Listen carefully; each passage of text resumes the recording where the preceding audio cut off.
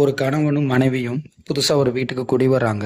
அப்படி குடி வந்த வீட்டோட ஹால்ல இருந்து பார்க்கும்போது பக்கத்து வீட்டோட பேக்யார்டு தெரியும். இந்த லேடி டெய்லி அங்க பார்த்துக்கிட்டு இருக்கும்போது அடுத்த வீட்டு லேடி துணி காய போடுறாங்க. ஹஸ்பண்டை கூப்பிட்டு அந்த லேடிக்கு துணியே துவைக்க தெரியல, இங்க இருந்து பாருங்க அவங்க துணி ஃபுல்லா எவ்வளவு அழுக்கா இருக்குன்னு டெய்லி கிரிட்டிசைஸ் பண்ணிக்கிட்டே இருக்காங்க. இது டெய்லி ரிப்பீட் ஆகுது. ஹஸ்பண்டை கூப்பிட்டு காமிச்சிட்டே இருக்காங்க. ஆனா அந்த ஹஸ்பண்ட் ஒரு வார்த்தை கூட பேசல. அவர் இங்க நடக்கிறதெல்லாம் வேடிக்கை பார்த்துக்கிட்டே இருக்காரு. இப்படியே பல நாட்கள் கடந்து போன பிறகு ஒரு நாள் காலையில் அதே மாதிரி வேடிக்கை பார்க்கும்போது பக்கத்து வீட்டு லேடி காயப்பட்ட துணி எல்லாமே நல்லா ஃப்ரெஷ்ஷாக இருந்துச்சு. எந்த துணியிலையும் அழுக்கே தெரியல. உடனே ஹஸ்பண்டை கூப்பிட்டு இன்னைக்கு தான் அந்த லேடி எங்கேயோ போய் துணி துவைக்க கற்றுட்டு வந்திருக்காங்க, அங்கே பாருங்க அவங்க துவைச்ச எந்த துணியில அழுக்கு இல்லைன்னு சொன்னோடனே husband சிரிச்சார்.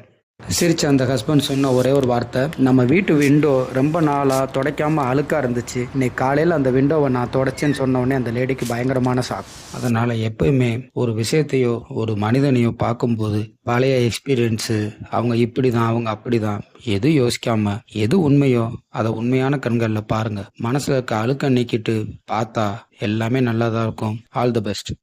If you like this video, don't forget to give it a thumbs up and click that subscribe button right down there. See you next time!